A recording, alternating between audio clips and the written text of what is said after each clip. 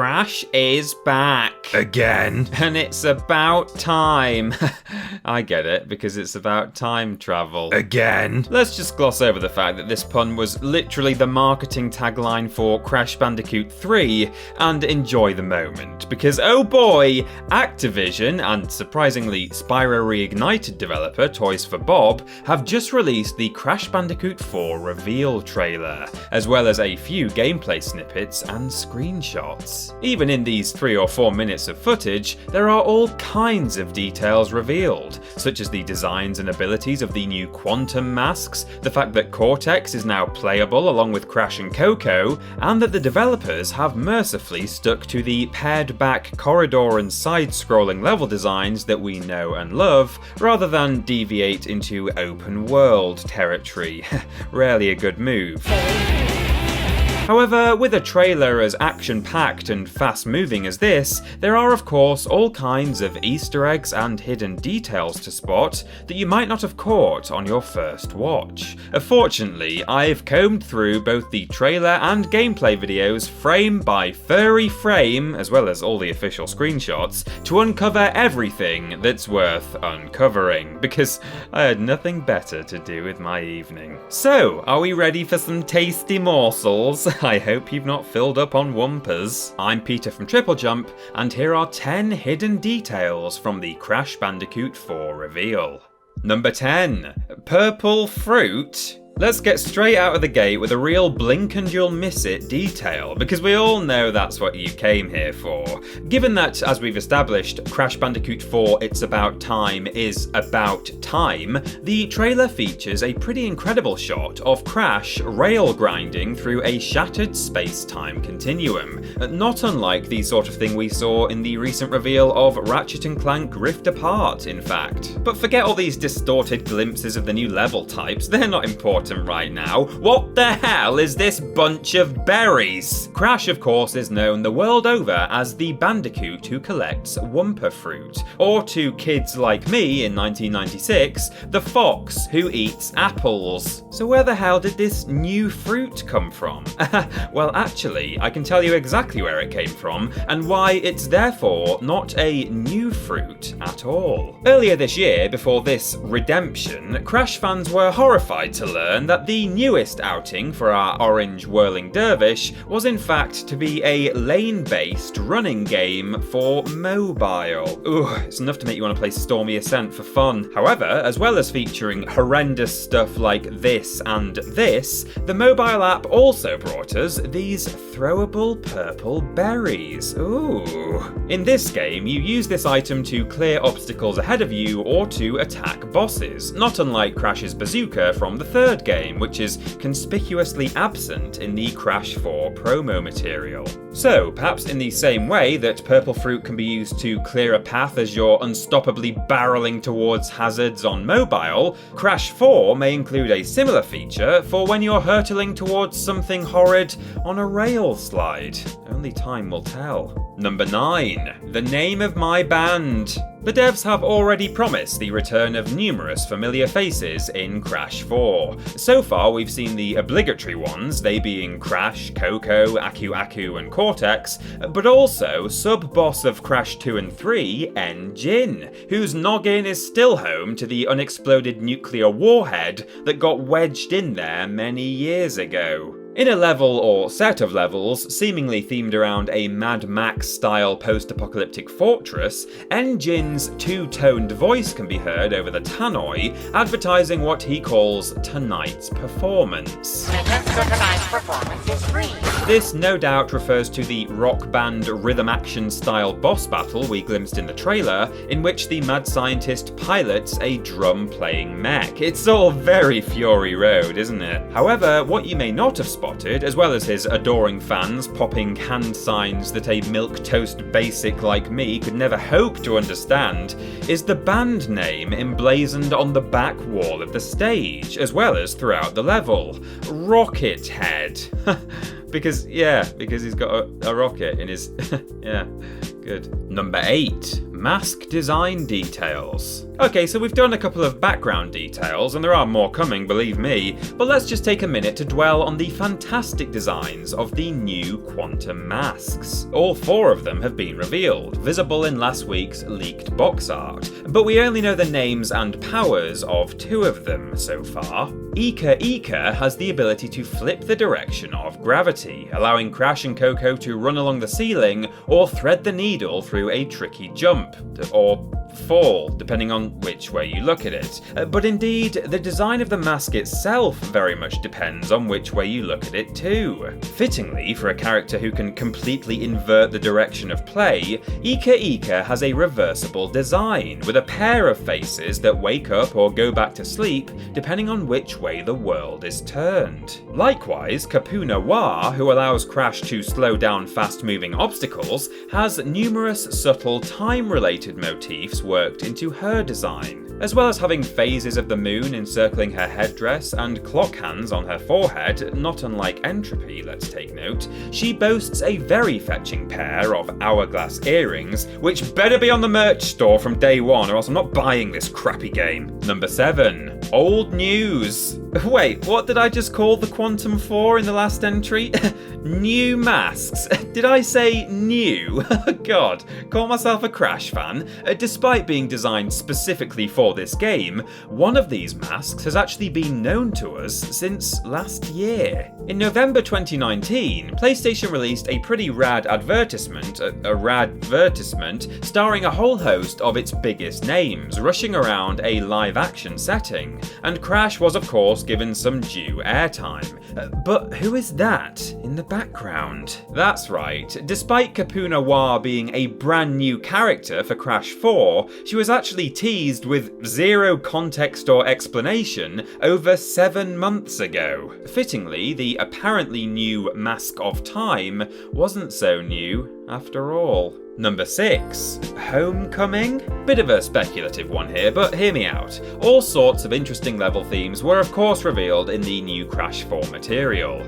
Pirate coves, space stations, possibly even something based on Mexico's Day of the Dead festival. Then there's this bizarre stage that at first glance looks like it takes place in an ordinary coral reef. On closer inspection though, those things aren't turtles. Or if they are, they're not very well. However, perhaps the most intriguing detail regarding level locations is the fact that Crash may be returning to some familiar parts of the Wumpa archipelago after spending some time away during Crash Warped. Now, sure, these assorted shots of jungle-themed levels could be anywhere, perhaps thousands of miles away from Australia. However, there are a couple of clips here that do hark back specifically to the islands of Crash Bandicoot 1. For starters, the space-time rail slide we looked at earlier gives us a fleeting glimpse of some stone wheels that resemble the obstacles of Crash 1's Jungle Rollers and Rolling Stones levels. Now these could still be in any old jungle, not necessarily Insanity Island, I'll grant you.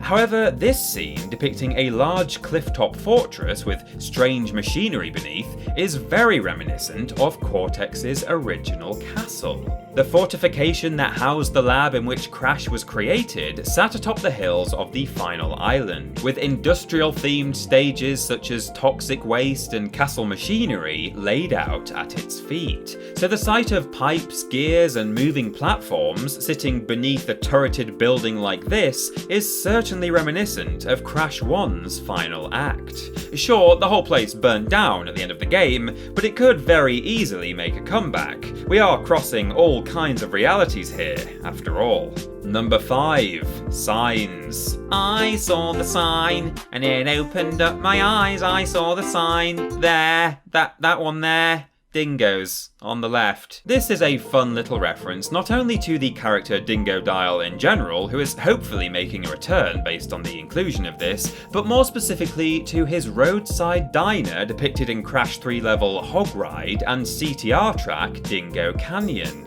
Must have done pretty well as a business if it's still going in this millennium. Furthermore, in this same futuristic cityscape, we see a sign over on the left here that says Aku, and features a tiny portion of Aku Aku's face. Finally, and this is perhaps the hardest one to miss, is this rather brazen reference to Crash Team Racing here on the right.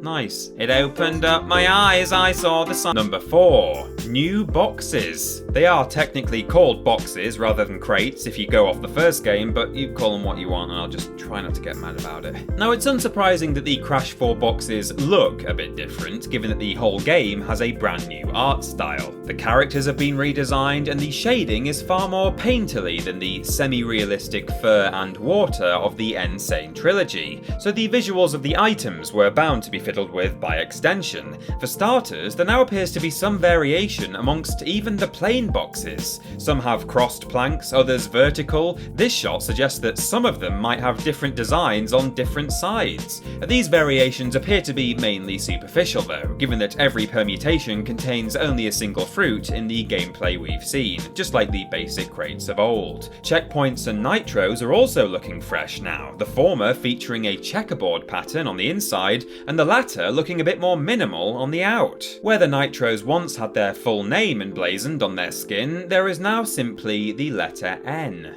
Finally though, and perhaps most intriguingly, is this entirely new box type, whose exterior depicts the giant wumper that lies within. In the very limited footage we currently have of these being opened, it seems like the big fruit is simply equivalent to a whole bunch of regular sized ones, a little bit like the effect you would occasionally see in Crash Warped. However, we can only speculate for now, and we'll have to wait and see whether there's more to this juicy new friend than meets the eye. Number 3. Bonus areas. Yeah, they're back too. For those of you who loved these side-scrolly timeout sessions, you'll be pleased to see that the floating question mark platforms will be featuring in the Crash Bandicoot sequel. However, that would also suggest that the so-called Death Route platforms will likely be coming back too, which will doubtless leave the completionists amongst you sweating profusely. Perhaps I can turn that good and bad news into a plop sandwich though, by showing you what is almost certainly the ghost of a purple gem platform. Collect said gem elsewhere in the game and return to this level to ride it to a secret offshoot for even more gem grabbing opportunities. It's textbook Crash Bandicoot and has, in a sense, been a feature of the series since the very first game, so we're overjoyed to see that gem platforms are also returning alongside the bonus stages and death routes. Number 2. Retcon Shade. I debated including this one in the list, given that it literally features as the final gag of the trailer, and so is, in that sense, hardly a hidden detail. However, I've been surprised by the number of people involved in the online discourse who seemingly didn't quite clock the subtext the first time round. Towards the end of the reveal video, one of the new Quantum masks asks Crash and Coco how many times they've defeated Cortex now. Coco answers with some certainty, 3, to which the mask seems surprised. Some viewers appear to have interpreted this simply as a gag in which the mask comes to the worrying realization that his heroes are far less seasoned than he had been led to believe. Kinda like Rocky in Chicken Run, for want of a much more up-to-date example. Chicken Run. However, the true joke here, of course, is that the mask was under the vague impression that Crash and Coco had had far more than 3 outings on the PS2 and beyond. So, with a single word, Activision execs have retconned all the post-Naughty Dog content, and in doing so, essentially thrown some public shade at Vivendi Games, saying that their entries don't count and were all trash. Trash Bandicoot. Pancakes!